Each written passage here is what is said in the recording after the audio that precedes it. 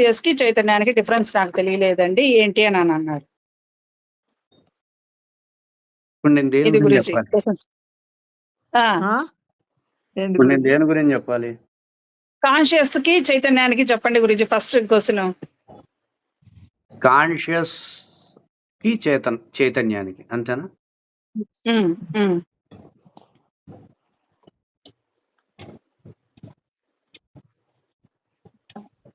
ఒక 5 ఏళ్ల పిల్లవాడు మీ ఇంటికి వచ్చాడు. 5 ఏళ్ల పిల్లవాడు కదా అని చెప్పి భోజనం పెట్టారు.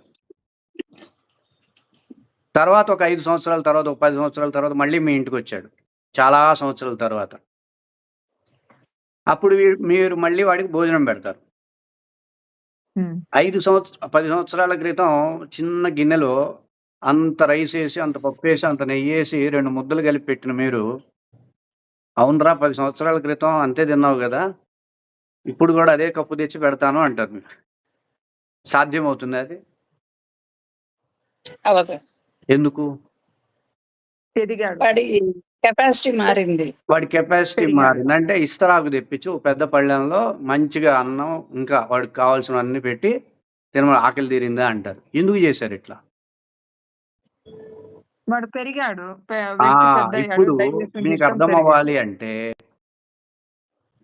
కానీ ట్రీట్ చేసే విధానం ఎలా ఉంది? అతన్ని ట్రీట్ చేసే విధానం వేరుగా ఉందా, అలానే ఉందా? ట్రీట్ చేసే విధానాన్ని చైతన్యం అంటారు, పెట్టిన విధానాన్ని కాన్షియస్ అంటారు.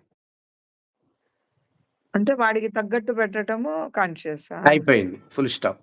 Next question. నుండి గురించి ఇదే జీర్ణం అవ్వట్లేదు.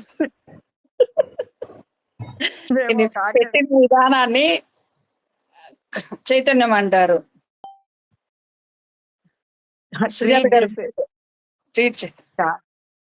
ఇప్పుడు మన లైఫ్ స్టైల్లో అదే ప్రేమతో పెడతాం కదా, అదే ప్రేమతో పెట్టేదాన్ని చైతన్యం అంటారు.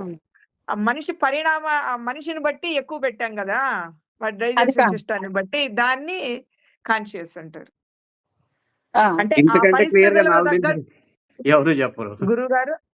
గురుగారు ఆ పరిస్థితిలో తగ్గట్టు ఉండటం కాన్షియస్. చైతన్యం అంటే ఎప్పుడు ఒకే రకంగా ఉంటది, అంతేనా? రైట్. Next question. కుండలిని శక్తిలో అఫర్మేషన్స్ ఎలా చేసుకుంటే